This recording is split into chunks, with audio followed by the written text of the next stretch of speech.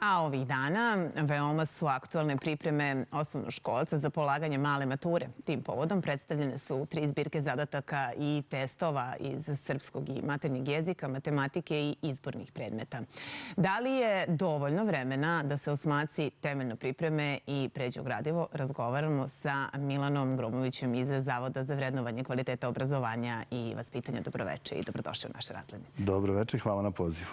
Evo, na samom početku, na koji način će ove zbirke testova iz prethodnih godina pomoći učenicima da poboljšaju svoje rezultate? Kao što ste pomenuli u najavi, ono što je tradicionalno i što učenici očekuju svake godine, to su zbirke zadataka koje izlaze za Savindan i one su uveliko već i u prodaju. Učenici su ih nabavili i pripremaju se sa svojim nastavnicima. Prošao je i probni završni ispit. Sada i svako od učenika zna zapravo koliko otprilike je neku oblast naučio, a koliko neku drugu oblast tek treba da savlada. A zbirke testova su jedan novitet u Zavodu za vrednovanje kvaliteta obrazovanja i vaspitanja.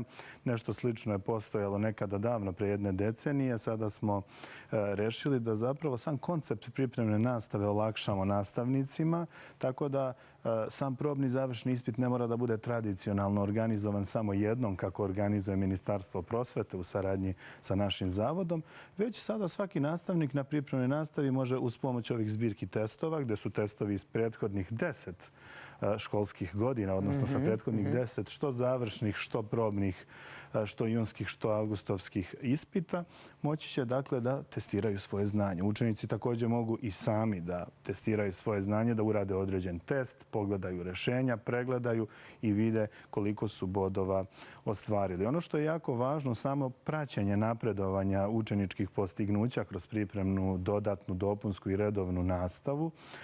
Ove zbirke testova i u tome dosta mogu da pomognu, jer nastavnik može da testira učenika više puta, dakle kroz same testove da prati određene oblasti. Primjera radi, na testu broj 1 je iz matematike, iz geometrije učenik loše savladao gradivo, ali na testu broj 7 se pokazalo da je geometrija sasvim u redu, da sada treba, na primjer, raditi na jednačinama ili na nečem trećem. Isto tako iz srpskog jezika, isto tako iz izbornog, odnosno trećeg testa. Tako da nastavnik može da kreira svojevrsni portfolio pripreme učenika, da prati njegov napredak iz testa u test, odnosno da prati vertikalno kroz određenu nastavnu oblast.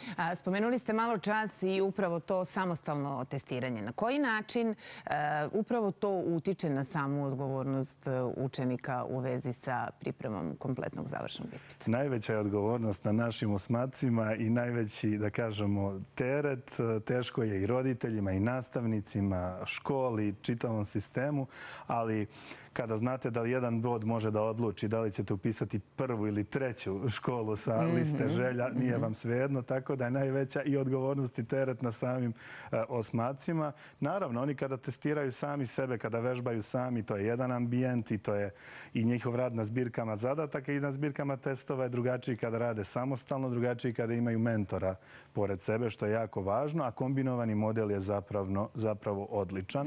Dakle, da grade i samostalnost u radu, da rade i sami, ali da komuniciraju sa nastavnikom što na redovnoj, dopunskoj, dodatnoj ili pripremnoj nastavi. Tako da je jako važno da se gaji taj, da kažemo, radni duh, što samostalan, što školski kolektiv. Apsolutno. Evo, iskustveno gledano, zašto je važno vežbati upravo zadatke iz tih prethodnih godina, tačnije iz prethodnih testova? Često nas ljudi pitaju koji možda prvi put se sreću sa ovim zbirkama zadataka ili testova, da li neki od ovih zadataka da li će biti baš na testu? Da li će potencijalno biti? Zato što mi pravimo te testove, naš Zavod za vrednovanje kvaliteta obrazovanja i vaspitanja. Naravno da ne, nije stvar u lutriji. Dobro, evo sad, može ovo da bude svojevrsna i ekskluziva.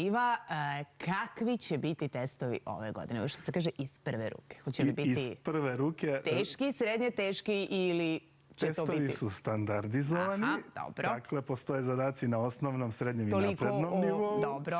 Kao što je bilo i prethodnih godina. Tako da učenici mogu da očekuju zadatke i lakše, srednje teške i one najteže. I zadatke zatvorenog i otvorenog tipa, kao što je bilo i ranije. I naravno, ono što mogu da kažem, što je jako važno, da svaki učenik koji uradi celu zbirku zadataka, što samostalno, što sa nastavnikom na pripremnoj nastavi, zbirku testova kada također završi, on je apsolutno spreman za odlično urađenu malu maturu. Postoje faktor treme, postoji faktor nesigurnosti, ali svi ti faktori postaju minimalni kada završite ove zbirke. Gospodine Gromoviću, hvala najlepše na izdvojenom vremenu i na gostovanju u Razglednici. Hvala i vama.